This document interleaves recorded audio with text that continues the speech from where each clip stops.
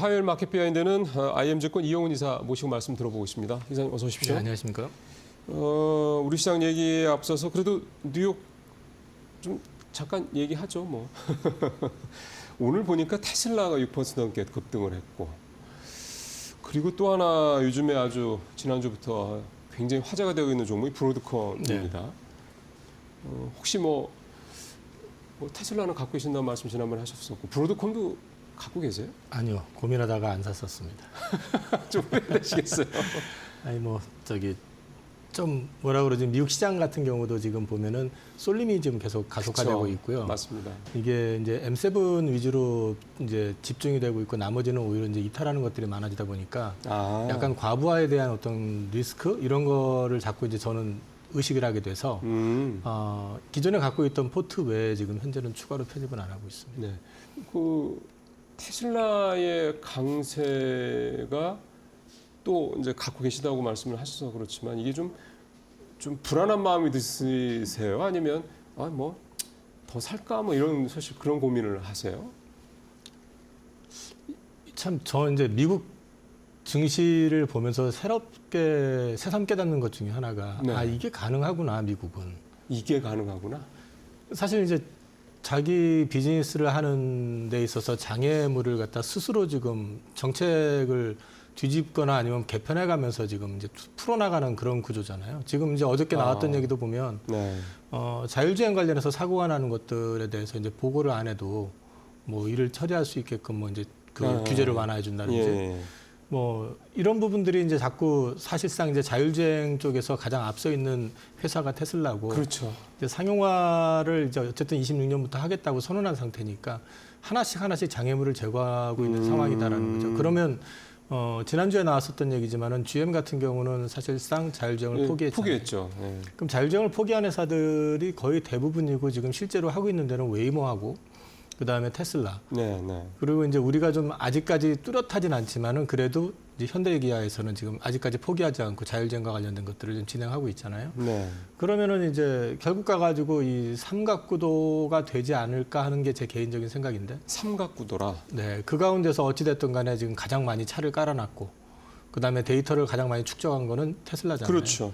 그럼 테슬라가 여기서 받아야 되는 수혜는 굉장히 클 수 있다는 거죠. 그래서 지난주에도 말씀을 드렸지만은 이 테슬라가 전기차가 아니라 이제는 소프트웨어 회사로서 맞아요. 그렇게 보고 있죠. 완전히 변신을 하고 있다라는 측면에서 봤을 때 새로 재평가가 되고 있다고 생각은 해요. 근데 이제 솔직히 말씀을 드리면 지금 저도 단기간에 이렇게까지 오를 거라고는 생각을 못했고, 저는 이거 사실 이제 트럼프 행정부 최소 2년 또는 3년 때까지는 가져갈 생각을 가지고 샀던 건데, 이렇게까지 빨리 오를 줄은 사실 몰랐죠. 안 불안하세요? 뭐 비트코인 가는 거 봐가지고는 그렇게 불안하지는 않습니다.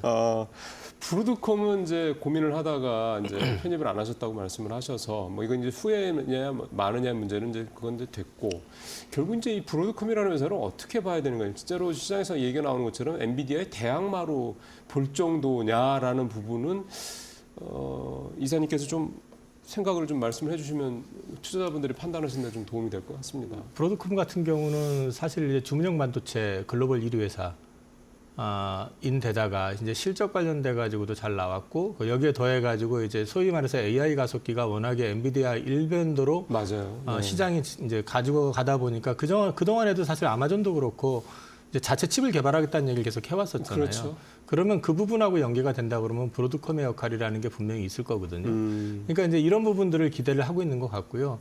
그다음에 이제 사실 엔비디아가 이익률 자체가 사실 말이 안 되는 이익률을 지금 계속 향유하고 있잖아요. 그렇죠. 이제 이 부분에 대한 불만도 어느 정도 반영이 돼 있는 거죠. 그럼 이제 소위 말해서 AI 서비스를 갖다가 가격을 좀 낮추고, 또 이제 그 실용화하는 데 있어서 이제 가격적인 어떤 게 허들이라는 걸 갖다 낮출 수 있는 거는 결국 그것보다 훨씬 저렴한 자체 칩을 개발을 해가지고 그렇죠. 돌파하는 거기 때문에 거기에 대한 기대감도 일정 부분은 녹아나 있다. 그렇게 보고 있거든요. 그래서 포텐셜이 없다라고 말씀을 드릴 수는 없을 것 같고, 포텐셜은 충분히 있다. 그렇게 보고 있고, 저는 글쎄요, 브로드컴을 제가 안 산 이유는 사실 시장 때문에 안 산 거지 회사 때문에 안 산 건 아니거든요. 회사는 좋게 보셨는데. 네네. 근데 이제 제가 추가적으로 여기서 더 주식을 더 늘려야 되느냐 하는 부분에서 살짝 고민을 했었고, 그 부분은 이제 앞서 말씀드렸지만 미국 증시 S&P 500 같은 경우도 최근 12일 연속으로 상승 종목수보다 하락 종목수가 좀 많아지는 그런 그림이 좀 나오고 있습니다. 그래요? 그게 이제 결국은 쏠림이 지금 계속 가속화되고 있다는 얘기거든요. 최근에 그 주식형 펀드 쪽으로서도 미국 쪽으로 해가지고 들어가는 자금이 역대급으로 쏠려 있고, 예, 그 얘기 나오더라고요. 이런 얘기들이 계속해서 나오다 보니까 저는 이제 산타랠리 이런 것까지도 좋은데 이제 너무 과하게 이제 쏠리게 되면은 그 결과에 대해서는 일정 부분 후유증이 나올 수도 있지 않을까 하는 생각이 들어서 사실 이제 국내 증시에서 제가 방산하고 바이오를 이제 경계 시그널을 계속 보냈었던 거하고 같은 논리로 미국도 좀 약간 그런 시각으로 지금 보고 있다 보니까 추가로 편입은 안 했습니다. 그러면 이제 이사님 같은 경우는 지금 어떻게 보면 이제 조정을 좀 기다리시는 거라고 봐야 되겠군요. 좀 흐름을 좀 보고 싶은 거죠. 네. 지금은 조금 과하다 싶은 생각이 들어서요. 근데 사실은 테슬라 이번에 브로드컴 그 급등을 보면서 느꼈던 게 이제 지금 말씀하신 대로 그 엔비디아 이렇게 대항하는 그러니까 자체 칩을 만들기 위해서 이제 뭐 그런 움직임들이 활발하잖아요. 사실 네. 그 수혜를 좀 말씀하신 대로 브로드컴이 보고 있는 거고. 근데 거기에 또 TSMC는 또 끼더군요. 참 뭐 하는 기승전 TSMC라는 말 그래서 뭐 요즘에 그런 우스갯소리까지 나올 정도인데 참 이런 거 보면은 삼성전자 TSMC 쪽에 삼성전자 이 파운드리 쪽이 좀 자꾸 밀리는 게 너무 아쉽다는 생각이 좀 듭니다. 이 파운드리 쪽은 계속 이렇게 보면 커가는 건데. 사실 이제 우리 그 시장 점유율 가지고 2위라고 그랬었고 한때는 이제 TSMC를 잡겠다라고 얘기할 정도로 호기를 부렸지만 실제 내용상으로는 그러니까. 비교 대상이 아니었었던 거죠. 네. 그건 그렇게 인정을 하는 수밖에 없는 거고. 그나마 이제 최근에 그 삼성전자 4나노 쪽에서는 수율을 많이 잡았다는 얘기들이 나오거든요. 4나노. 예. 그래서 이제 그게 그동안 보여줬던 삼성전자의 그 홍보성 기사 뭐 이런 게 아니길 바라고요. 그동안에도 계속 뭐 참. 네. 세계 최초로 3나노 뭐 상용화한다, 2나노 상용화한다 이런 얘기를 하면서 어필만 했었지 시장 점유율은 계속 쪼그라들었었잖아요. 맞아요. 네. 그러니까 이제 그런 게 아니길 바라고 실제적으로 그쪽과 관련해 가지고 그 업체를 갖다 그러니까 고객사를 확보해 가지고 그러니까요. 이런 것들을 좀 보여줘야 될 필요가 있다. 근데 이렇게 의심을 받을 정도의 삼성전자는 분명히 몇 년 전까지만 해도 아니었는데 그 중간에 너무 이 지나오는 과정 속에서 이 AI 시대에 제대로 대응하지 못하고 그 다음에 이제 그 파운드리 쪽에서 보여줬었던 그런 실망감들이 삼성전자 기사가 나도 이게 맞아라는 의심을 네, 갖게 맞아요. 한다는 게 그게 그게 참 조금 큽니다. 안타깝죠.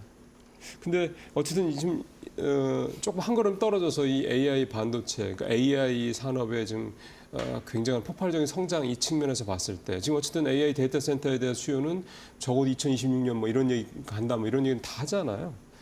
그럼 결국은 자체 칩이 됐든 뭐 누가 됐든 간에 어쨌든 이 소위 말하는 AI 칩에 대한 수요는 계속 늘어난다는 얘기고 그럼 TSMC라는 이 한 회사가 갖고 있는 캐파의 한계는 분명히 있는 거고 그러면 파운드리 시장이 이렇게 계속 커져간다는 점을 감안하면 분명히 삼성한테 기회 요인이 없는 거는 아니라고 봐도 되는 거 아닙니까?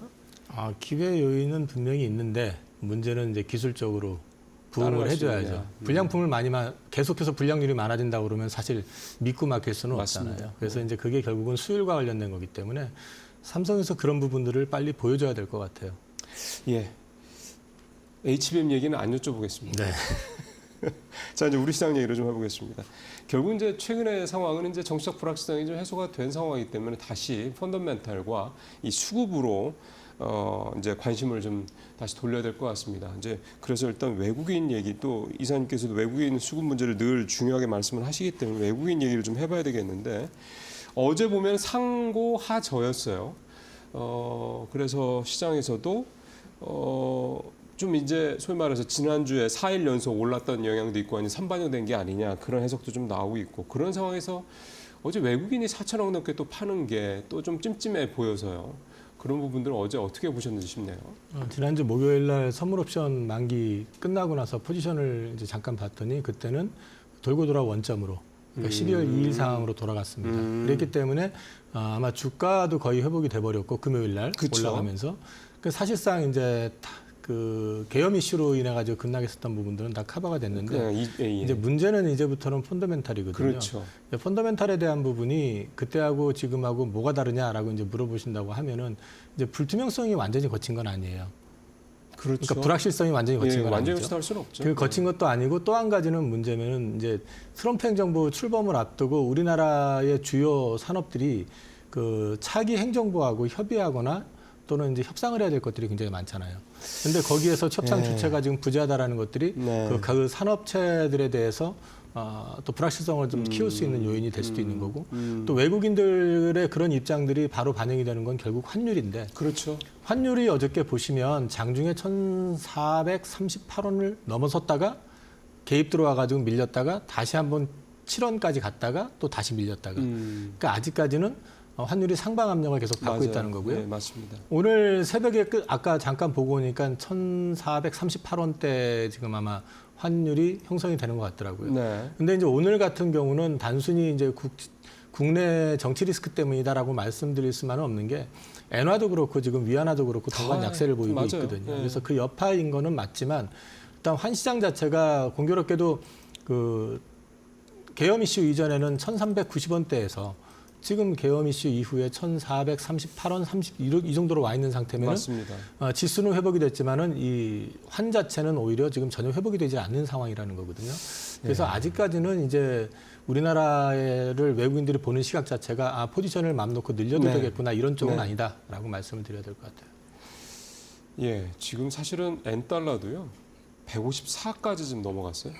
그러니까 사실은 이런 상황들이 달러 인덱스도 지금 166.99니까 167선까지 좀 거의 임박을 했고, 그러니까 달러 강세가 여전한 이게 사실은 오늘 이제 내일이겠죠. 이제 FOMC에서 금리를 추가로 내릴 거라는 게 기정사실인데도 불구하고 이렇게 달러가 강세를 보이고 있다 보면 이 결국 이제 원달러 환율도 또 1,440원까지 올라가지 않겠지만 계속 들어올 테니까 1,430원대 이에서 왔다 갔다 할 가능성이 뭐 높다 이렇게 봐야 될지 싶네요. 내일 금리를 혹시라도 연준이 내리는 게 확실하다고 쳐도 일단 우리만의 의지로 지금 환이라는 게 결정되는 게 아니잖아요. 그렇죠. 그다음에 이제 또 중국 당국 자체가 지금 위안화에 대해서 평가 절하를 용인하려고 하는 입장을 그렇죠, 또 이제 그렇죠. 갖고 있는 상황이기 때문에 네. 우리가 좀 그 부분에 있어서는 어쩔 수 없이 지금 상황은 상황이고 유연하게 대응을 하는 게 맞다고 생각을 하거든요. 무리하게 환율을 방어하기 위해 가지고 시장 개입을 많이 하다 보면 네, 불필요하게 이제 외화 낭비가 더 될 수가 있는 부분도 네, 있고 네.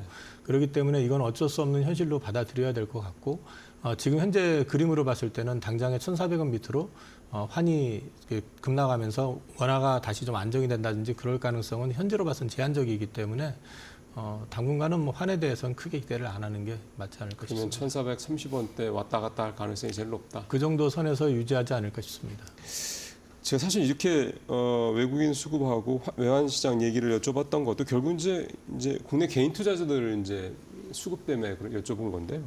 어제 7거래일 만에 순매수로 전환했고 양시장에서 5,700억 정도 샀고 계속 팔다가 이제 돌아섰기 때문에 결국 이제 이렇게 개인들이 어제 순매수로 전환한 이유는 이제 바닥 아니야 이런 인식이 있기 때문이라고 봐야 되는 거 아니겠습니까? 어저께 장 시작하기 전에 사실 그렇지 않아도 시초가가 고점이 되지 않을까 하는 우려를 좀 했거든요. 지난주에 사실 이제 말씀드렸지만은 지수상으로는 우리 개인 투자자들 입장에서는 환은 크게 의미는 없잖아요. 그러니까 종합지수 상으로는 그 탄핵 이전까지 거의 다 회복이 된 상태였기 때문에 이거를 갖다가 탄핵 소추가 됐다고 해가지고 모든 상황 종료됐다 해서 또 환호해가지고 들어올 수도 있지 않을까를 우려했는데 뭐 고점이 됐었던 것 같아요. 근데 지금 구조에서는 그 지수가 크게 움직인다 이런 개념보다는 지수보다는 지금 종목에 좀 집중을 하는 그런 시장이 될 가능성이 있지 않을까 보고 이른바 있고요. 종목 장세. 지난 12월 10일 날 굉장히 중요한 게 하나가 폐지가 됐는데 이제 시장에서 그 부분에 대해서 많이 관심을 안 갖고 있는 것 같습니다. 어떤 거예요? 금투세가 폐지가 됐습니다. 그래서 금투세가 폐지가 됐다는 말씀을 왜 드리냐면은 제가 그날 금투세 폐지된 걸 저도 사실은 막상 그게 된다는 얘기를 오후에 들었거든요. 그러니까 알고 있었는데 잊어먹고 있었던 거예요. 워낙에 그 계엄 이슈, 탄핵 이슈 때문에 다른 걸 보지 못하다가. 네. 그래서 그 시점에 제가 금투세 폐지 관련돼 가지고 그 상반기, 그러니까 5월 달부터 기관 투자가들은 개별 종목들을 다 바스켓을 비워버렸거든요. 다 팔아버렸거든요. 금투세가 이제 시행될 거라고 보고. 그래서 팔아버렸고 그리고 개인들이 갖고 있던 게 신용이 이제 주가 빠지면서 계속 해가지고 줄어버리고 이랬었기 때문에 그것들 동향을 봤는데 그때부터 주식들이 바닥에서 강하게 올라오기 시작하는 것들이 보이더라고요. 그 지난주 화요일인가 그랬죠? 네. 그래서 지난주 아마 수목금을 보시면은 지수하고 상관없이 상승 종목 수가 하락 종목 수보다 압도적으로 많았습니다. 심지어는 어저께도 그 거래소 같은 경우는 빠졌는데 코스닥이 아마 소폭 오른 걸로 나와 있지만 상승 종목 수가 굉장히 많았거든요. 그게 근데 그거에 비해서 지수가 크게 높지 않았었던 거는 그동안 많이 박살이 나 있었던 그 중소형주들이 반등을 하면서 그랬습니다. 그러면은 이게 이제 말씀하신 대로 뭔가 이제 특히 이제 코스닥을 중심으로 사실 요즘에 코스닥 P보다는 코스닥이 지수도 상당히 좀 더 탄력 있게 올라온 거는 분명합니다. 코스닥 코스피가 한 5% 오를 때 코스닥이 2배, 10%가 넘게 올랐으니까 그게 이제 박 이사님 말씀이 좀 저도 확인이 좀 되고. 근데 이제 중요한 거는 아무거나 뭐 이렇게 그동안 많이 낙폭이 과다하다 그래서 아무거나 들어갈 수는 또 없는 거잖아요. 제가 그것 때문에 주말에 그 소팅을 해본다고 종목을 작업을 몇 시간 하다가 피곤해가지고 쓰러져 버렸거든요. 그러니까 이것 따지고 저것 따지고 하니까 생각처럼 고르기가 쉽지가 않고 그 정도예요. 시장에서 중심이 돼가지고 지금 움직이는 종목들은 되게 정치 테마주입니다. 그렇죠. 지금은 그렇죠. 뭐 인물주 낮은 정책주 관련된 것들이 지금 보면 난리를 치고 있고 그런 거는 사실은 뭐 추격하십시오, 사십시오라고 말씀할 만한 이슈는 그러면 아니죠. 아니거든요. 네. 그래서 이제 그 종목들을 한번 다시 전체적으로 훑어봤는데 저도 좀 실수했다 내지는 이게 내 성격이기 때문에 어쩔 수 없다라고 판단했었던 건 뭐냐면 사실 많이 빠졌을 때는 많이 빠진 종목을 우선 고르는 게 맞거든요. 그렇죠. 그런데 저는 거기서 뭐 업황을 따지고 그 다음에 뭐 기업의 실적을 따지고 이렇게 따져보니까 되게 좀 제한되더라고요. 종목이. 그래서 투자하시는데 개별 종목장이 되게 되면은 사실 화려해 보이는 반면에 개인 투자자들 같은 경우는 잘못 손댔다간 오히려 손실이 더 커질 수도 있어요. 그렇죠. 그 리스크가 분명히 있기 때문에 들어가시더라도 좀 기업에 대해서 내용을 좀 파악을 해보시고 최소한 기업의 지속 가능성, 그 다음에 이제 실적에 대한 부분 또는 최소한 이 회사 주가 하락을 했었다면 고점 대비 저점의 어떤 갭 이런 것들을 한번 전체적으로 고려해 보시고 대응을 하시는 게 어떨까 싶네요. 예, 좀 더 구체적으로요. 그래서 걸린 뭐 종목이나 섹터들이 어느 거였어요? 그냥 제가 골랐던 것 중에서는 그 회사가 너무 단순해가지고 단순한 거 좋습니다. 그 가격 표시기 ESL이라고 하는 사업하는 회사 있거든요. 이게 이제 수급적으로 이제 그 체크를 한 건데 주가는 뭐 작년에 고점이 한 4만 원 근처였었다가 이제 16,000원까지 네. 빠졌다 올라온 회사가 있는데 그런 회사라든지 이제 이런 거는 철저하게 기관 외국인 수급을 보고 이제 체크한 거고요. 그 다음에 이제 바이오 쪽에서도 그 큰 빅바이오들 말고 그 이제 작은 회사들 가운데서 이제 많이 빠져 있었는데 이익이 좀 나고 그러면서 이제 뉴 비즈니스가 이제 내년 들어가면서부터 이제 전개가 될 가능성이 있는 회사라든지 이런 것들을 좀 찾아가지고 놓기는 했어요. 근데 네. 저도 적극적으로 지금 공략은 안 하고 있습니다. 그러면은 종목 장세가 들어가는 거는 이제 분명하다고 보시지만 사실은 또 딱 들어가서 찾아보면 마땅히 또 이렇게 추천하거나 이렇게 좀 할 만한 그런 종목들은 또 별로 보이지 않는다. 일단 종목 같은 경우는 그리고 개별 종목 같은 경우는 제가 여기서 방송을 통해 가지고 추천할 수가 없게 돼 있기 때문에 말씀드리는 것도 좀 제한이 있습니다. 그렇죠. 그러면 어떻게 해요? 개인 투자자분들 지금 그 종목 장세이고 어느 정도 바닥은 우리가 이제 확인한 건 맞고 그러면은 좀 종목 좀 말씀하신 대로 그런 몇 가지 기준, 그러니까 많이 떨어졌고 그러면서도 좀 견조하고 성장성이라든가 이런 부분들을 좀 이런 종목들을 좀 잘 발굴해서 들어가는 게 좀 적절한 전략이라고 봐야 돼요. 저는 이제 기업의 내재 가치라는 게 있잖아요. 내재 가치라는 게 있는데 이번에 금투세 이슈 때문에 사실 5월부터 빠지기 시작한 거는 내재 가치를 무시하고 빠진 것들도 굉장히 그렇죠, 많습니다. 그렇죠. 그래서 이제 그런 것들은 분명히 지금 조금 답답해도 어느 시점에서는 분질 가치를 찾아갈 가능성이 높다라고 보거든요. 그리고 또 한 가지는 지금 당장은 아닌데 이것도 가능하다고 저는 생각하는 게 지금 환율 1,400원대잖아요. 네. 환율 1,400원대 같은 경우는 우리나라 수출주들한테는 굉장히 괜찮은 이슈입니다, 사실은. 수출을 많이 하는. 수출을 하게 되면 그만큼 이익이 늘어나니까. 근데 이제 이 부분에 대해서는 시장에서는 지금 당장 환율을 보지, 이 회사가 이익이 증가하는구나를 보지는 않거든요. 그러면 대형주 같은 경우는 지금에선 수익률 게임에서는 조금 뒤질 수 있긴 하지만 오히려 대형주들이 주춤하고 그런 주식들이 좀 밀리면 그게 오히려 기회가 될 수도 있지 않나. 그 결국은 좀 이제 우리가 고환율에 대한 공포에서 좀 벗어나서 이제 고환율에 따른 뭐 수혜, 이쪽으로 조금 포커싱을 좀 그러니까 옮겨올 필요가 역발상으로 보면 대형주 같은 경우는 당장의 그 주가의 어떤 등락이 크지는 않을 것 같고 네, 오히려 네. 또 빠질 수도 있는데 그럴 때는 오히려 이제 환 관련해서 수혜를 크게 보는 쪽 같은 경우는 기회가 될 수도 있지 않을까 이렇게 말씀드릴 수 있을 것 같아요. 알겠습니다. 이게 참 한 가지 면만 보면 안 되는 게 참 시장이라는 걸 또 다시 한번 또 느끼게 됩니다. 이사님 오늘 말씀 잘 들었습니다.